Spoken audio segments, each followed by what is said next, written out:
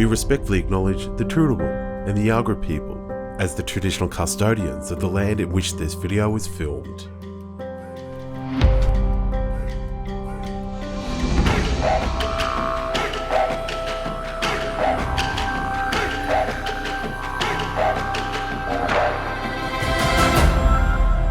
Hi, I'm Crystal Kinsella. I'm a proud Jawoyn and Wiradjuri woman, a supply diversity expert and published author.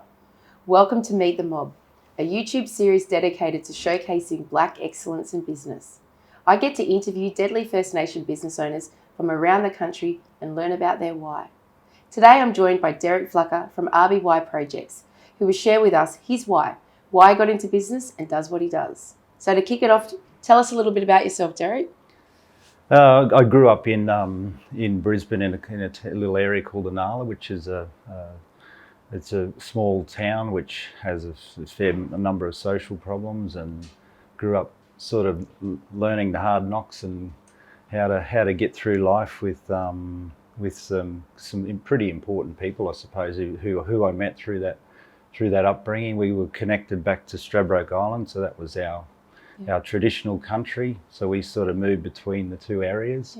And I think having the connection back to the island and back to Brisbane really helped me sort of see two sides of the world and how they operated, and gave me a cultural understanding versus an urban existence. And we still our business puts into both communities, particularly the Inala community with the rugby league, and we had a women's team this year that won the grand final, so that's been a big outcome for us. So just still celebrating on the end of that. Yep.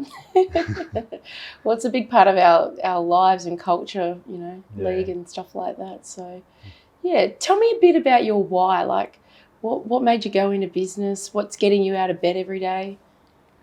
I think for me it was mainly about just really putting back into the community. Mum was very strong with putting back to the community and talking up how important it was to put back to the community.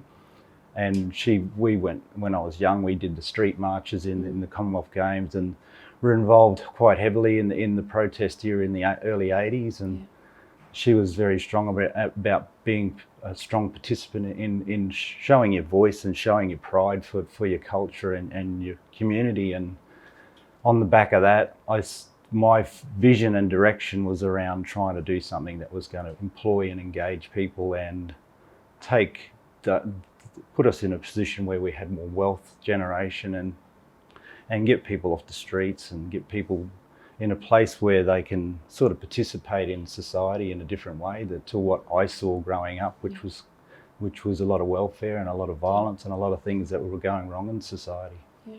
So you've had that really strong core in your foundation through your mum, growing up, your experiences, and then that translates into RBY Projects. Talk to us a bit about your business then. The business itself is in the civil construction. It delivers mainly in the oil and gas industry. I started out initially working for the Waanyi people in Gympie, and that was my sort of teething stages. I went into it with no experience, and then was running a business employing probably 100 or so people, and working mainly with people who were living in pretty poor conditions and trying to get them employment and training. And then we started off with 4 or 5 people, and then it eventually turned into quite a big show. And then it wasn't an easy transition for me, coming from a government background, I suppose, and then having all these people that were employed, and then training and development, and starting off with the whole idea of we need to get people in Aboriginal people into the jobs. We started off with a lot of non-Indigenous people because we had to get the project running smoothly first, and copped a lot of flack over that, but eventually we got 80-90% local people employed in the contract. Wow. And it was a real success story, but moving that out of that area was quite difficult because of the boundary situations with traditional owner groups moving across country trying to set up business. So hence my take on doing my own thing and developing RBY. And and developing a number of other ventures beyond that as well. Yeah. So you don't come from a trades background or construction at all? So no, I've really got no idea around moving earth and moving equipment and doing all that stuff. It's just knowing that I have a business brain and a ability to bring a team together, ability to manage a team, ability to delegate, ability to make everybody work together. And I use that in all facets of my life. As I'm just one part of a bigger picture, I suppose. And if you can put the right people in the right places, these things can work quite well. Yeah. Aboriginal employment is not an easy thing. Like we all talk about Aboriginal businesses are 100 times more likely to employ other blackfellas, but to bring people in who might not have had any kind of work experience into your sort of your business and your culture, give them training, development. Like, what's been the kind of key to your success in trying to leverage and bring more people into? I think it's really about flexibility and making sure that we have the systems in place so we don't operate like a big company where we're rigid in how we operate. So an example, if we had up in the Gulf, for instance, we had two brothers who wanted to work, but they had cultural obligations on country. So they said, well, I'm going to earn $100,000, $150,000. I don't really need that sort of money, but I'll work half that roster and my other brother can work the other half of the roster. And then essentially we had two people on 70 grand, 80 grand a year sharing one job. So it's just our ability to go, well, that works for us. We're still getting the employee working for us. We're getting the job done. Why wouldn't we do those things? And that's just one example, but there's been many examples where we've had to go, well, we have to think outside the box in order to make people feel comfortable, but feel like they can fit in with our organisation. Probably why you want to run your own business, because you can step outside traditional kind of Western ways of knowing and being and have that flexibility that can cater around more. Yeah, it's important, and it's important. I also wear an AEMEE hat, which is I represent the resource sector and Aboriginal businesses, and that we hear those stories all the time about groups and people wanting to run their own shows so they can have that flexibility. They can use their money to deliver outcomes for their family, their community. They have that ability to have control of their own destiny, which is what we all want as business owners. Yeah, definitely. So what are some of the types of projects that you've been working on? The main stuff we do is we're all about long-term projects. So all of our projects are long-term. So when we engage people, we can say, you've got a job for the next 10 years or the next 5 years. So that's quite important in the way we strategize our offerings to the market. So all of our stuff's around maintenance of facilities, anything that involves roads, rehabilitation, anything that is long-term we target. So I think it's not just the Aboriginal employment side of it. The thing that I'm really proud of is the amount of local people that we employ. So white local people. The gas industry is very important in terms of its footprint. It's quite big. So you're out there. I'm driving our truck around, and it's got a big Aboriginal design, and you're driving through all of these farmers' communities who generally have quite a wrong attitude towards Aboriginal people. So you see this coming in, and you see a white fella that worked on his property, or he was a family member of the cocky, and he jumps out and he goes, "Yeah, I work for an Aboriginal business," and it just really builds that reconciliation and that relationship. It's not, oh, you're coming here to steal our land, or you want to benefit out of us. It's we're actually delivering them benefits because we're maintaining their land and maintaining our land at the same time. So it really bridges those two communities together. Definitely. You're a real quiet achiever because, like I think you keep a bit of a low profile in the sector, but just getting on and trying to get some outcomes. And I think that's probably probably a key message for me. I am the quiet achiever, but I'd like to go the back door rather than the front door. My mum was quite vigilant and quite strong, and she really threw the flag up and was in people's faces. But I'm the opposite. I'll come in and come through the back door, and hopefully it changes people's minds without putting them off to start with, and that's the way I operate. Yeah. So what's your legacy piece? What do you want people to look back in years to come and say, Derek was a part of this, or Derek created this, or achieved this? I think for me, it's more about, there's a lot of work going into startups. There's a lot of work in grow, get big as you can, and all of these things are quite well considered in Aboriginal business at the moment. I want to get people's minds and thoughts around, how do you actually have a closure to this? Yeah.